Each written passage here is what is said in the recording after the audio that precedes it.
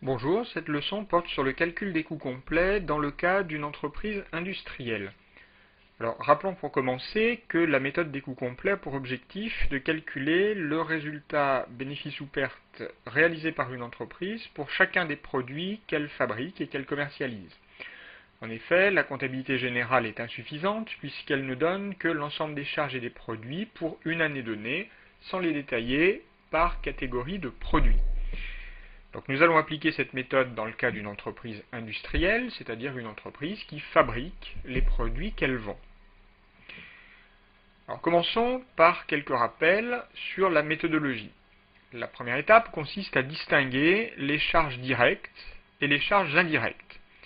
Alors rappelons pour commencer que les charges directes sont des charges qui concernent un seul produit et qui peuvent donc être imputées directement au calcul du coût de ce produit. Par exemple, si l'un des salariés travaille dans un atelier qui fabrique un seul produit commercialisé par l'entreprise, eh bien le salaire de ce salarié peut être considéré comme une charge directe qui sera imputée directement au calcul du coût du produit qu'il fabrique. A l'inverse, une charge indirecte sera une charge qui concerne plusieurs produits et qui par conséquent doit être répartie entre ces produits en fonction d'un critère pertinent choisi par l'entreprise. Ce critère s'appelle dans le jargon comptable une unité d'œuvre. Par exemple, le salaire du comptable, qui ne travaille pas pour un seul produit dans l'entreprise, eh bien ce salaire devra néanmoins être réparti dans les coûts des différents produits. Donc il faudra choisir un critère pertinent permettant de le répartir. Cette distinction entre charge directe et charge indirecte étant effectuée, nous pouvons passer à la deuxième étape et élaborer le tableau de répartition des charges indirectes. Ce tableau de répartition des charges indirectes va ressembler à l'exemple qui nous est donné ici.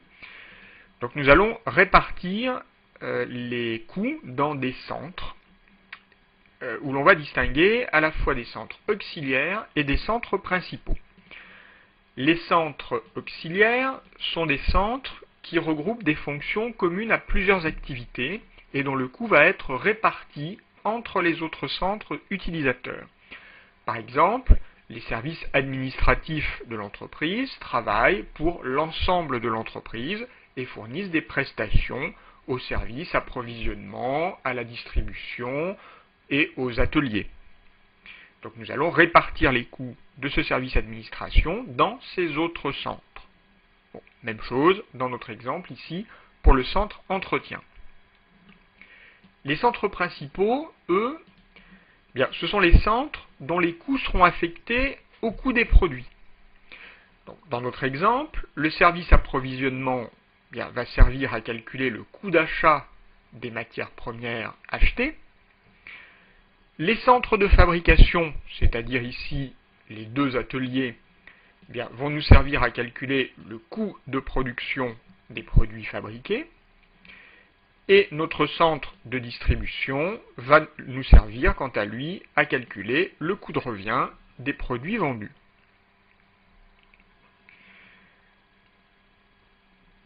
Une fois ces centres donc observés, nous allons pouvoir répartir dans ces centres les montants enregistrés en comptabilité générale. C'est ce que l'on appelle la répartition primaire. Une fois les totaux réalisés, nous pouvons réaliser la répartition secondaire qui va consister donc à répartir les montants des centres auxiliaires dans les autres centres. Nous obtiendrons alors le total après répartition secondaire et nous pourrons alors répartir les montants de chaque centre principal dans les coûts de nos produits. Pour pouvoir les répartir, nous utiliserons donc un critère appelé unité d'œuvre et nous aurons à calculer le coût de l'unité d'œuvre par division entre le total après répartition secondaire et le nombre d'unités d'œuvre. Une fois le tableau de répartition des charges indirectes réalisé, nous pourrons passer au calcul des coûts proprement dit. Donc, nous allons passer par les étapes suivantes. Tout d'abord, il faudra calculer le coût d'achat des matières premières achetées. Donc nous l'obtiendrons par addition du prix d'achat de ces matières et des frais accessoires à l'achat, comme par exemple les frais de transport. Ensuite, nous devrons calculer le coût d'achat des matières premières utilisées dans la production. Pour cela, nous ferons une fiche de stock pour chaque matière première utilisée et nous obtiendrons en sortie le coût d'achat des matières premières utilisées dans la production. Ensuite, nous calculerons le coût de production des produits fabriqués par l'entreprise. Pour cela, nous reprendrons le coût d'achat des matières premières utilisées auxquelles nous rajouterons d'autres charges de production. Puis, nous ferons les fiches de stock des produits finis de manière à pouvoir déterminer le coût de production des produits vendus. Il correspondra alors à nos sorties de stock de produits finis.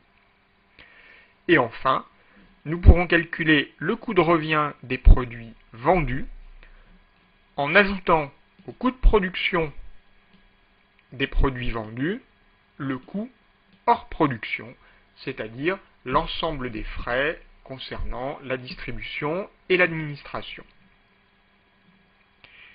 Lorsque nous aurons déterminé le coût de revient de chacun de nos produits, nous pourrons enfin calculer le résultat analytique en faisant la soustraction du chiffre d'affaires, c'est-à-dire nos ventes, moins le coût de revient des produits vendus. Et nous pourrons ainsi déterminer si chacun de nos produits est rentable. Pour pouvoir concrétiser tous ces calculs, nous allons partir de la situation suivante. Une entreprise industrielle du nord de la France, l'entreprise Ch'ti, s'est spécialisée dans la fabrication de produits finis qu'elle vend à des grossistes. À partir de deux matières premières, M1 et M2, elle produit deux modèles de produits finis, l'un codifié P1, exclusivement à base de matière M1, l'autre codifié P2, exclusivement à base de matière M2. Les matières premières achetées au mètre sont traitées successivement dans trois centres de production, le centre de découpe, le centre de teinture et le centre de finissage, d'où sortent les produits finis. Le chef comptable de l'entreprise a retenu la méthode des centres d'analyse pour déterminer le bénéfice unitaire réalisé sur chaque modèle vendu. On nous donne l'extrait du tableau de répartition des charges indirectes du mois d'avril, qui est le mois sur lequel nous allons faire nos calculs. Les totaux secondaires ont déjà été réalisés. Par conséquent, nous n'avons ici que des centres principaux dont nous allons répartir le coût entre nos différents produits P1 et P2. Les unités d'œuvre, donc les critères de répartition, nous sont également donnés. En outre, on nous précise que nous disposons des informations suivantes. Donc le stock au 1er avril, donc nous avons des matières premières M1 et M2 en stock, ainsi que des produits P1 et P2. Nous savons qu'au cours du mois d'avril, les achats de matières premières s'élèvent à 61 700 mètres de M1 à 80 centimes d'euros le mètre et 40 000 mètres de M2 à 50 centimes le mètre. Les stocks de matières premières et de produits finis seront évalués selon la méthode du coût moyen unitaire pondéré. Donc cette information nous servira à élaborer nos fiches de stock. On nous précise également quelles sont les charges directes de production relatives à chacun des modèles. Donc nous avons des matières premières et de la main-d'œuvre directe. Les heures machines de l'atelier découpe sont à répartir à raison de 350 heures pour le modèle P1 et 250 heures pour le modèle P2. Les coûts hors production, c'est-à-dire les centres administration et distribution, sont imputés à raison de 100 euros de chiffre d'affaires. Donc on fait le tableau de répartition des charges indirectes. Au cours du mois d'avril, 2200 produits P1 et 800 produits P2 ont été fabriqués, et durant la même période, les ventes se sont élevées à 2400 produits P1, donc vendus à 150 euros l'unité, et 1000 produits P2 vendus à 130 euros l'unité. Donc à partir de ces informations, nous allons pouvoir mettre en application la méthodologie que nous avons expliquée précédemment. Donc première étape, nous allons devoir terminer le tableau de répartition des charges indirectes. Alors commençons par le centre gestion des approvisionnements. Donc l'unité d'œuvre est le mètre de matière achetée. Alors combien a-t-on acheté de mètres de matières premières. Nos matières premières sont M1 et M2. Nous avons acheté 61 700 mètres de M1, 40 000 mètres de M2. Il suffit de faire l'addition. Cela nous donne 101 700 mètres. Donc je reporte ce chiffre dans mon tableau. J'obtiens mon coût d'unité d'œuvre en prenant le total secondaire et en le divisant par le nombre d'unités d'œuvre, et j'obtiens 40 centimes d'euros. Que signifie ce chiffre? Eh bien, il signifie que pour chaque mètre de matière achetée, nous dépensons 40 centimes de charges indirectes dans le centre gestion des approvisionnements, donc charges indirectes qu'il faudra bien évidemment inclure dans le calcul de notre coût d'achat des matières premières. Pour l'atelier découpe, l'unité d'œuvre est l'heure machine. Alors, combien a-t-on utilisé d'heures machine pour l'atelier découpe? Nous avons l'information ici, 350 heures pour le modèle P1, 250 pour le modèle P2. Nous faisons l'addition, nous trouvons donc 600 heures. Mon coût d'unité d'œuvre est égal à 81 450 divisé par 600, et j'obtiens 135,75 €. Donc pour chaque heure machine utilisée dans l'atelier découpe, je vais dépenser 135,75 € de charges indirectes de découpe qu'il faudra bien évidemment intégrer dans le coût de production des produits fabriqués. Pour l'atelier teinture, mon unité d'œuvre est l'heure de main-d'œuvre directe. Alors, combien vais-je utiliser d'heures de main-d'œuvre directe? Eh bien, j'ai l'information à ce niveau-là. 1215,5 heures pour P1, 510 heures pour P2. Je fais l'addition et j'obtiens donc un total de 1725,50 heures, chiffre par lequel je divise mon total secondaire pour obtenir 30 € qui est mon coût d'unité d'œuvre. Donc pour chaque heure de main-d'œuvre directe utilisée dans l'atelier teinture, je dépense 30 € de charges indirectes que j'aurai donc à inclure dans le calcul de mon coût de production. Pour l'atelier finissage, mon unité d'œuvre est le nombre de produits fabriqués. Alors, c'est une information que j'ai dans l'énoncé à ce niveau-là. J'ai fabriqué 2200 produits P1 au cours du mois et 800 produits P2, donc un total de 3000 produits que je reporte dans mon tableau. 38 850 divisé par 3000, cela me donne 12,95 €. Donc, pour chaque produit fabriqué, je dépense 12,95 € de charges indirectes dans l'atelier finissage, charges qu'il faudra inclure dans le calcul de mon coût de production. Pour l'atelier distribution, mon unité d'œuvre est 100 € de chiffre d'affaires. Il faut donc que je retrouve la valeur de mon chiffre d'affaires.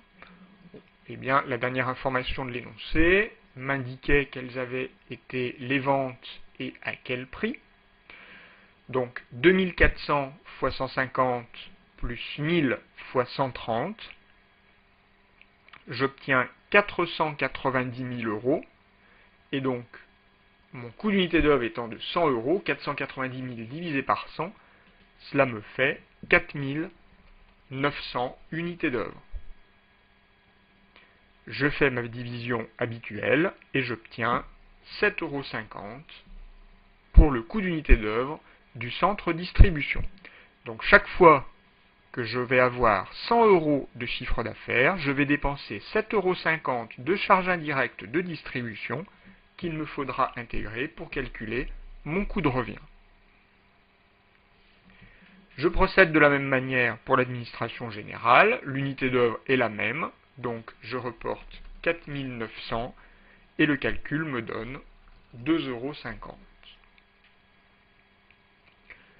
Mon tableau de répartition des charges indirectes étant réalisé, je peux passer au calcul de mes coûts. Je commence donc par le calcul du coût d'achat des matières premières achetées. Donc je vais prendre le prix d'achat de mes matières premières M1 et M2 et ajouter des frais accessoires à l'achat. Dans la situation qui m'est proposée, les seuls frais accessoires à l'achat sont en fait les charges indirectes correspondant au centre gestion des approvisionnements. Donc je peux ainsi calculer mon coût d'achat des matières premières achetées pour chacune des deux matières premières utilisées dans ma production. Je commence par la matière M1. Eh bien, j'ai acheté 61 700 mètres de M1 à 80 centimes le mètre.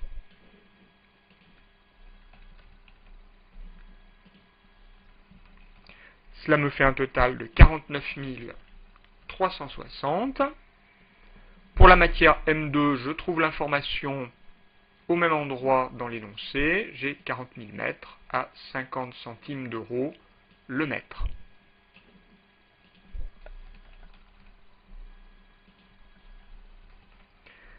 Donc 20 000 euros au total. Le centre gestion des approvisionnements. Nous avons dit précédemment que nous dépensions 40 centimes d'euros chaque fois que nous achetions 1 mètre de matière première.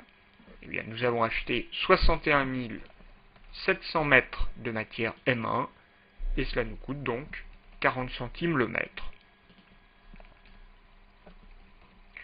Pour M2, nous avons acheté 40 000 mètres et cela nous coûte 40 centimes également de charge indirecte au mètre. Et je peux donc ensuite faire mes totaux. Donc ma matière M1 m'aura coûté 74 040 euros pour un total de 61 700 mètres. Je peux faire la division pour trouver le prix unitaire, 1,20 € du mètre.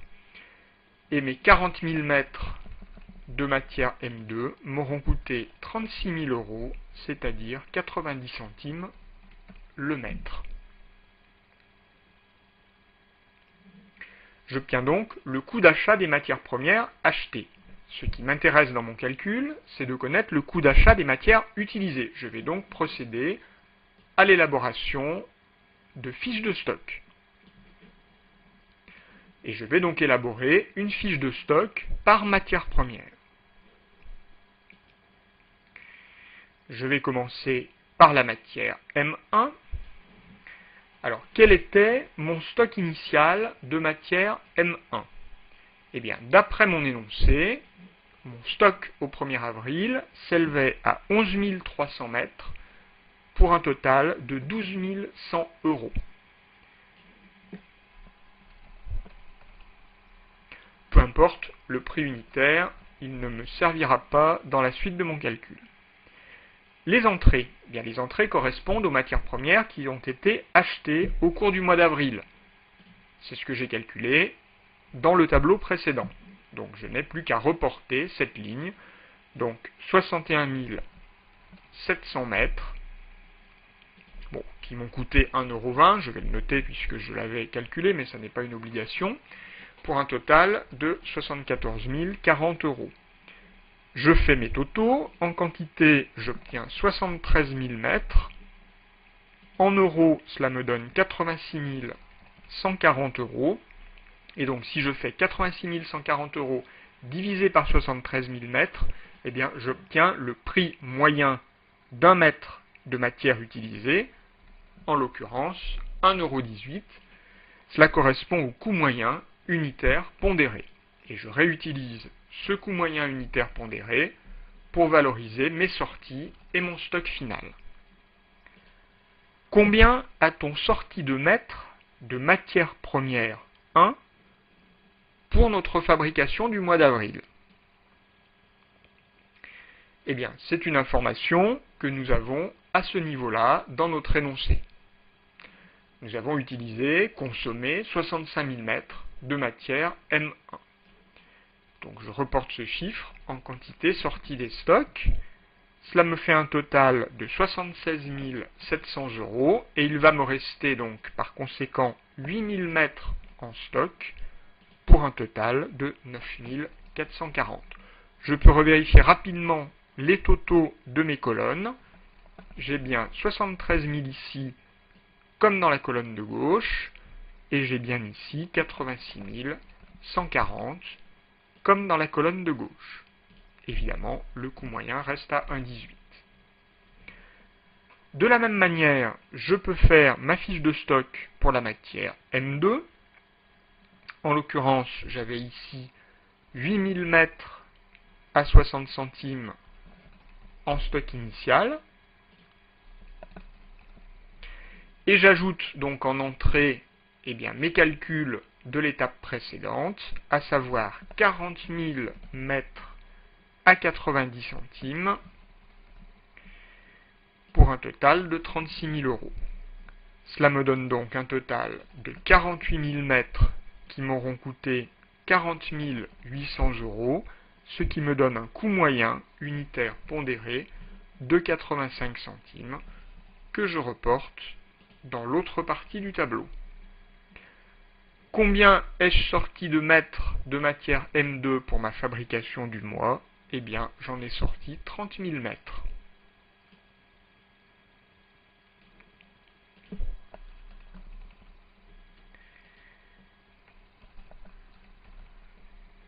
Et il va me rester, par conséquent, 18 000 mètres pour un total de 15 300 euros.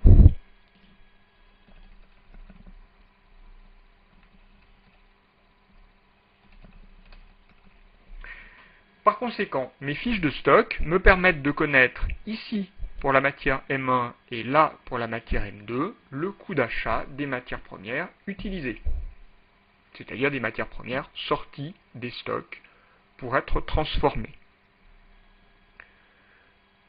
Ceci fait, je peux passer au coût de production des produits fabriqués. Pour calculer le coût de production des produits fabriqués, je vais reprendre le coût d'achat des matières premières utilisées calculé précédemment dans ma fiche de stock et je vais lui ajouter les autres charges intervenant dans la production.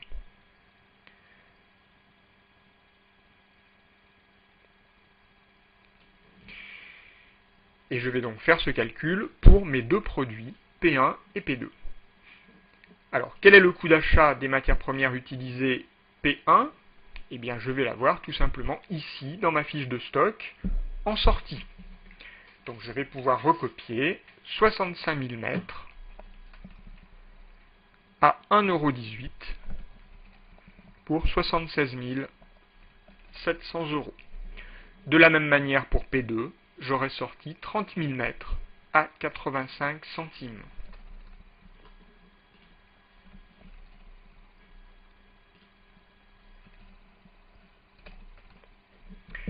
J'ajoute à ça les autres charges de production. Alors, j'ai de la main-d'œuvre directe.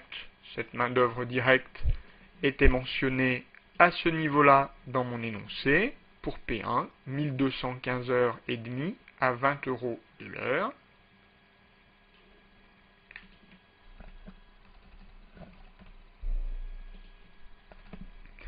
Cela me donne 24 310 euros. Et de la même manière, je complète la partie concernant P2, 510 € à 20 € de l'heure également. Il s'agissait ici d'une charge directe. Il faut que j'ajoute ensuite les charges indirectes, donc les ateliers découpe, teinture et finissage, qui étaient dans mon tableau de répartition des charges indirectes. Je commence par l'atelier découpe. Donc nous dépensons 135,75 € chaque fois que nous utilisons une heure machine. Combien a-t-on utilisé d'heures machine dans l'atelier découpe pour P1? Eh bien l'information nous était donnée ici. Nous avons utilisé 350 heures. Et nous en avons utilisé 250 pour le modèle P2. Par conséquent, dans mon tableau, j'aurai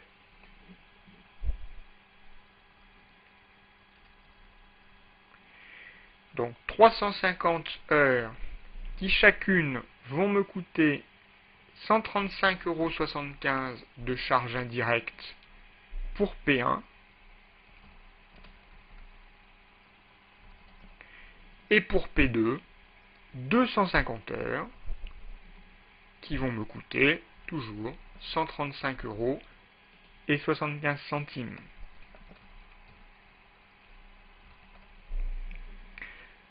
Pour le centre teinture, je vais procéder de la même manière. Cette fois-ci, mon tableau de répartition des charges indirectes m'indique que je dépense 30 € chaque fois que je vais utiliser 1 heure de main-d'œuvre directe dans l'atelier teinture. Combien vais-je utiliser d'heures?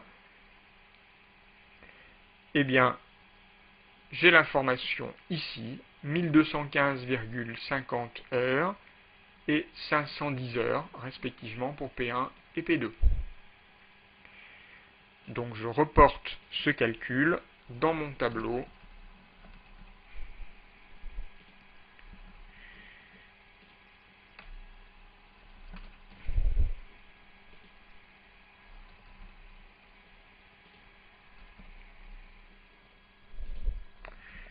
Il me reste à traiter le centre finissage.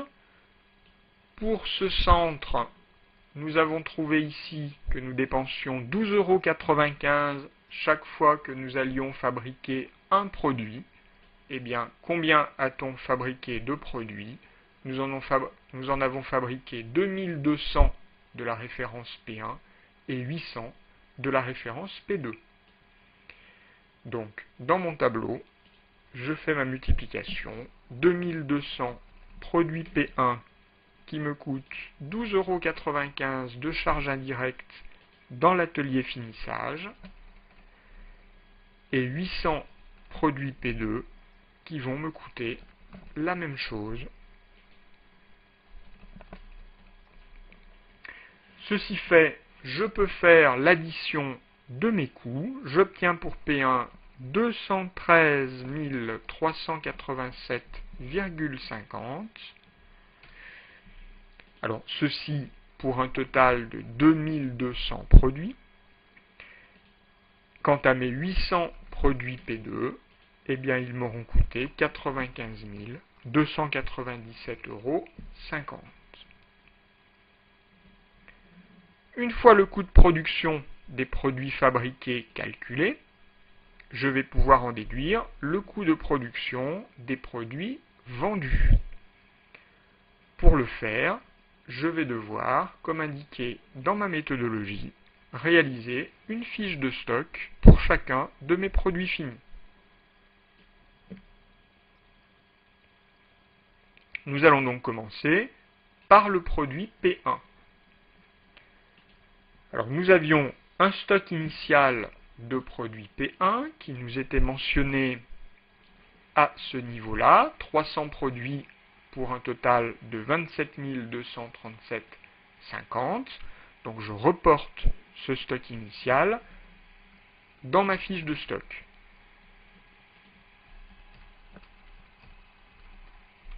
À ce stock initial s'ajoutent les produits fabriqués au cours du mois dont j'ai calculé le coût de production dans l'étape précédente. Donc j'ai fabriqué 2200 produits P1 pour un total de 213 387,50. Je fais mes totaux. J'ai donc 2500 produits pour un total de 240 625 et par division, j'obtiens le coût moyen unitaire pondéré qui s'élève ici à 96,25 €. Et je le réutilise toujours dans l'autre partie du tableau pour valoriser mes sorties et mon stock final. À quoi correspondent mes sorties de produits finis? Eh bien, ce sont tout simplement les ventes. Combien a-t-on vendu de produits P1? Eh bien, nous en avons vendu ici 2400. Donc, je reporte ce chiffre en quantité sortie. Je fais ma multiplication et j'obtiens 231 000 qui correspond donc au coût de production des produits vendus, c'est-à-dire sortis des stocks. Il me reste donc 100 produits pour un total de 9 625 €.